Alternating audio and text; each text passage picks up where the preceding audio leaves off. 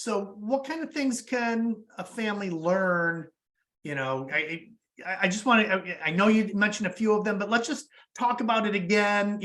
So there's investment statement reading. What else, what are some of the things that people have come back to you and said, oh my goodness, I would have never thought to ask you about this, but I'm so glad you taught me. Yeah. So here's sort of a crazy number. It's something like 80% of wealth and business interests are transferred in trust.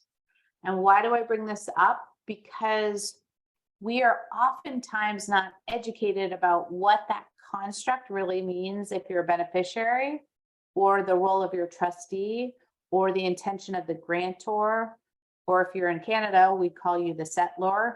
And so all of a sudden, we think we know a lot about what our family does and our business entities and everything else.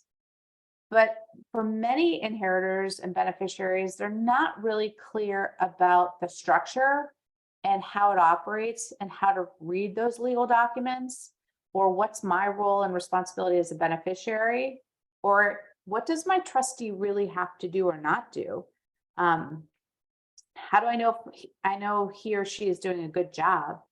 And so we built the whole learning program with the idea that what if we started from this basis of the trustee beneficiary relationship, the concepts of stewardship, and build into technical areas such as estate planning, trusts, tax, and then further building on that, looking at financial planning, and that's both personal financial planning, budgeting, to understanding corporate financial statements. So how do you read a balance sheet? What's the difference between an income statement and a net worth statement?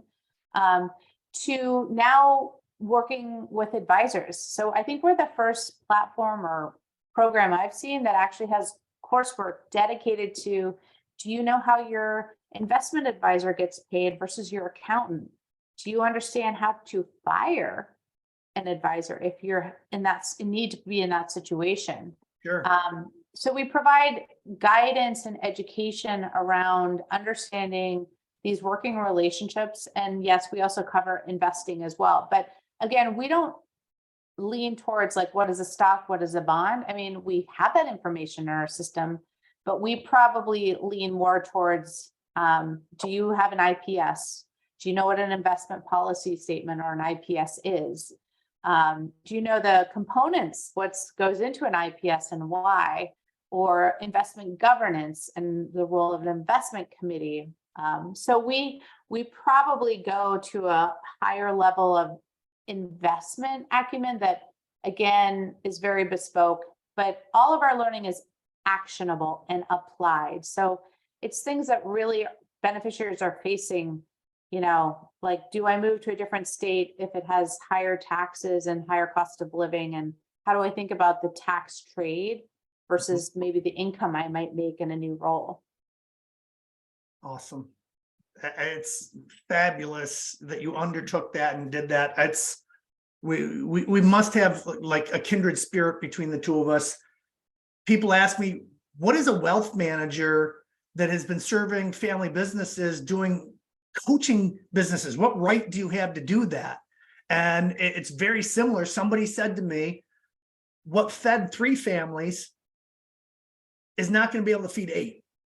And so when they were going from generation 2 to generation 3, there was going to be a big giant, in order to have the same lifestyle, they're going to have to grow the revenue and scale the business. And I just thought that was such an interesting question that I went out and trained myself to, I found the different coaching programs and studied them and looked at them. I read hundreds of books and just said, I love it. That part of my business, don't tell anybody. I know this isn't recorded. No, my favorite part of the business now is the business coaching. Yeah. And really helping them to grow the asset that was the thing that got them where they were in the first place, and to really help them with those things. And then when I can wrap in the other pieces of the wealth management side of things, think about that. We were talking about trust before.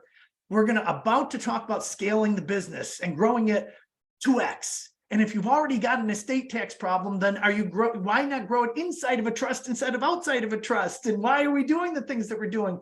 But now, as I'm doing that, Kirby, you and I are going to have a closer relationship, because there are going to be people that we're going to have to train to say, let me explain to you why this trust. Let me explain to you how the roles work, and why this trust is in South Dakota instead of New York, or whatever the things are.